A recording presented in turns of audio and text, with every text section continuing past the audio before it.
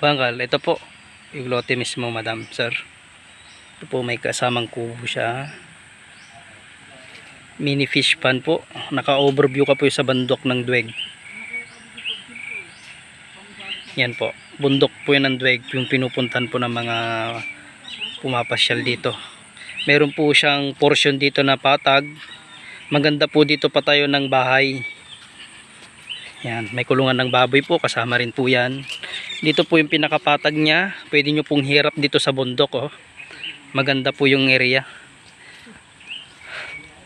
Relaxing po. Tapos ito po may konting fish pan po. Tapos mayroon pa siyang palayan. Yan. Palayan. Tapos mayroon po siyang umaagos na tubig dito, madam. Madam and sir. Ito. Nasa gilid po siya ng property mismo. Unlimited po yan kahit summer po. Umaagos po ito. Ito po yung pinaka boundaries niya, itong ilog na to. Yan po. Napakaganda ang pwesto niya, madam. 7,200 square meter po ito. 7,200 square meter. Nandun po yung kalsada niya. Along cemented road po dun sa harapan.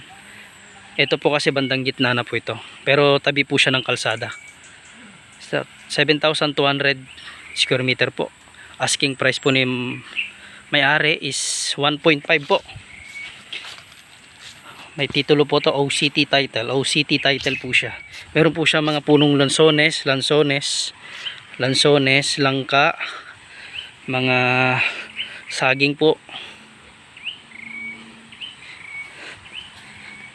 Yan po. Palay po. Meron po kong kulungan ng baboy. Meron po siyang patag dito. Ito po yung kagandahan. Nakaharap ka po sa bundok na yan. Duweg. Ito po yung palayan niya. Tapos sa harapan po, meron po siyang umagos na tubig. Galing po yan Duweg, Kanding Falls. Dito po yan sa Maasin, San Clemente, Tarlac.